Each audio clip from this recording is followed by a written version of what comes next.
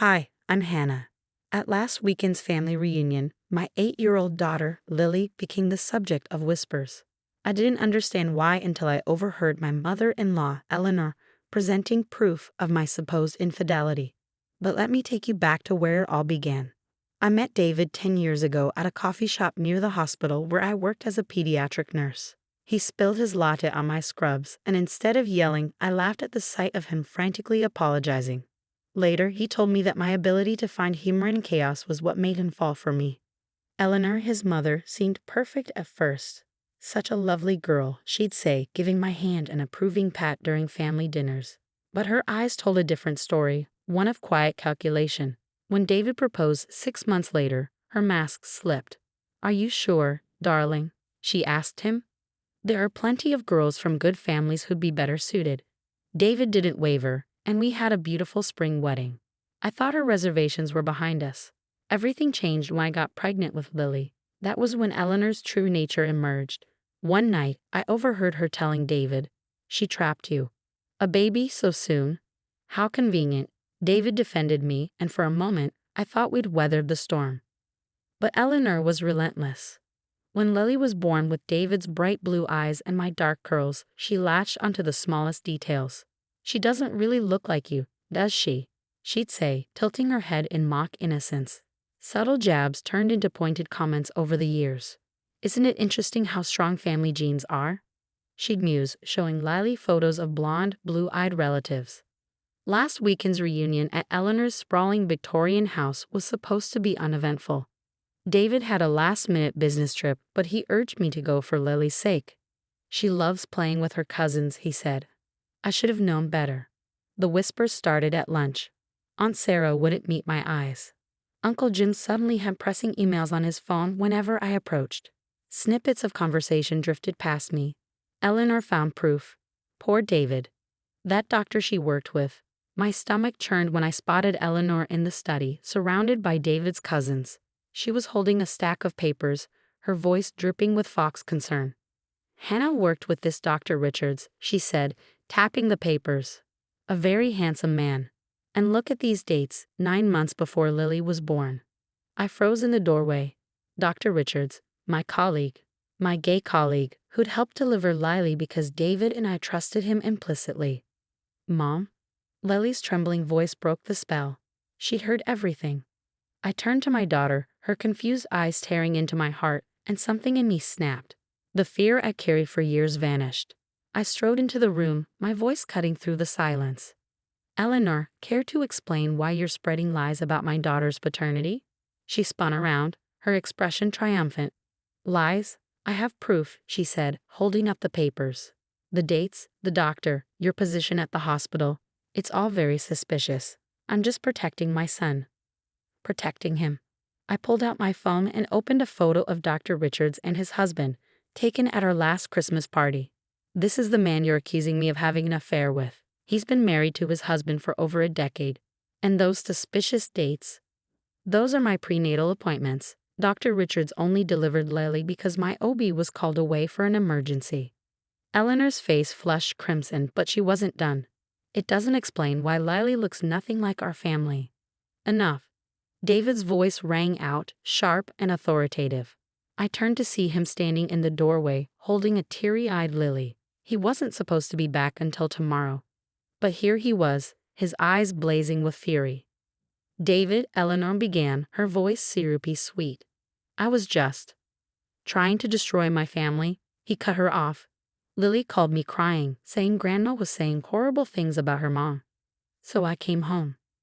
I was looking out for you."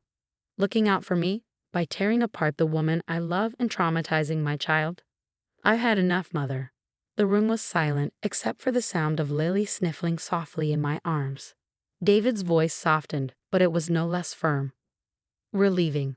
Don't expect to see us again until you've proven you've changed. Truly changed." As we walked out, the whispers started again. But this time, they weren't about me. Eleanor stood frozen, her so-called proof scattered on the floor, her perfect image crumbling before her eyes. But this wasn't the end. I knew Eleanor too well. She wasn't going to let us go without a fight, and what she did next would change everything forever. That week after the reunion felt like the calm before a storm, too quiet, too still. Eleanor's silence wasn't relief, it was a warning. "Mommy, why isn't Katie talking to me anymore?" Lily's voice was small, her eyes brimming with tears as she clutched her phone. Katie, her cousin and best friend, had been inseparable from her since they were toddlers. "Let me see," I said gently, taking her phone. Wi-Fi made my stomach drop. Every family member, even her cousins, had blocked Lily on social media. Among the hurtful messages, one from Katie's mom stood out. "Your mother is spreading lies about my family. We can't associate with you anymore." David saw the screen and his expression darkened. "She's targeting Lily now. That's a new low." He grabbed his phone and called his sister Marie, the only family member who had stood by us during the reunion. Her words chilled me. "Mom's telling everyone Hannah was investigated at the hospital for inappropriate relationships with her coworkers," Marie said. "She's got official-looking documents. I think they're forged, but people are buying it. She's even hired a PI to dig up dirt on you." David slammed his fist against the table. "That's it. I'm going over there." "Wait," I interrupted. "Remember what Dr. Phillips said. Document everything. If we confront her now, she'll just twist it. We need to be smart." So we got to work. I called Dr. Richards, explaining Eleanor's accusations. "This is outrageous," he said, immediately offering to have hospital legal issue a formal statement about my impeccable record. Then we contacted our lawyer, Sarah Chin, who advised, "Save every message, email, or call. Build your case." The next day, Eleanor escalated. Child Protective Services showed up at our door. "We received an anonymous report," the social worker said hesitantly. She explained they had to investigate claims of neglect, but something about her tone suggested she didn't believe them. I invited her in, calmly showing her Lily's spotless room, her medical records, her honor roll certificates. "This is part of a pattern of harassment," I explained, handing her the growing stack of documentation we collected. The social worker frowned. "This isn't the first time I've seen false reports used to weaponize the system. I'll flag this as malicious reporting." But Eleanor wasn't finished. That Sunday at church, she orchestrated her most dramatic act yet. "I just don't know what to do," she sobbed in front of the congregation. "My son's being deceived. My granddaughter isn't who we thought she was." And then, with a flourish, she produced a DNA test, proving Lily wasn't David's child. When Marie showed us the recording, I couldn't help but laugh. The report was an amateurish forgery, complete with misspelled medical terms. But the damage was done. Parents at Lily's school started whispering. Invitations dried up. Even playdates were canceled. "I can't let this keep hurting Lily," I said one night, watching my daughter quietly pick at her dinner. "Maybe we should move, start over somewhere new." David took my hand. "No, we're not running. She doesn't get to chase us away from the life we built." The next day, I decided to fight back. I spent hours visiting family members who had cut us off, bringing hospital records, photos, and a legitimate DNA test we'd done when Lily needed surgery. "I don't know why we believed her," Aunt Sarah admitted, looking ashamed. One by one, family members began apologizing. Katie's mom unblocked Lily, allowing the cousins to reconnect. The tide was turning. But Eleanor wasn't done yet. She gathered everyone at her house for a family meeting, excluding us, of course. Marie attended and recorded everything. "I've made a terrible mistake," Eleanor sobbed. "I was wrong about Hannah and Lily. I haven't been well. The doctors say it's early dementia. I'm so confused." Marie sent us the recording and my stomach churned. Eleanor was playing the sympathy card, using fake dementia to dodge accountability. Worse, it was working. Family members started calling, urging us to forgive her. "She's lying," David said. "She's never seen a doctor for this. It's just another manipulation." I thought for a moment, then an idea struck me. "Call everyone," I said. "Tell them how heartbroken we are about her diagnosis and that we insist on helping manage her care. As a nurse, I'll oversee everything." David's eyes lit up. Checkmate. Within days, Eleanor was flooded with calls from family, all offering to drive her to appointments and asking for her doctor's name. Miraculously, her dementia cleared up overnight. But by then, the damage was done. Her lies were exposed, her credibility shattered. No one believed her anymore. "She's lost her power," Marie said. "No one trusts her now." For the first time, we felt like we could finally breathe. But just when we thought it was over, Eleanor made one last desperate move. One that would leave Lily in the hospital and force me to make the hardest decision of my life. I'll never forget that Tuesday afternoon. My shift at the hospital was in full swing when the call came in. Lily had been rushed to the emergency room. Grandma said these were Mom's special cookies, Lily had told the school nurse just before losing consciousness. My heart pounded as I pieced it together. Eleanor had visited Lily during lunch, bringing cookies laced with my sleep medication, the same medication she must have stolen during her last visit to our home. By the time I arrived at the ER, David was already there. His face was pale, his eyes blazing with fury. "She could have killed our daughter," he said through gritted teeth, his voice trembling. All because she couldn't stand losing control.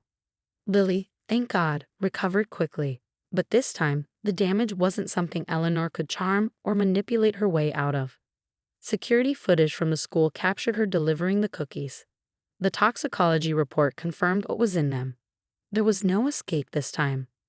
"I want to press charges," I told David that night as we sat by Lily's hospital bed, watching her sleep. My voice was steady, resolute. "She needs to face real consequences for what she's done." The fallout was immediate and brutal. Half the family supported us, finally seeing Eleanor for who she really was. The other half insisted we were overreacting.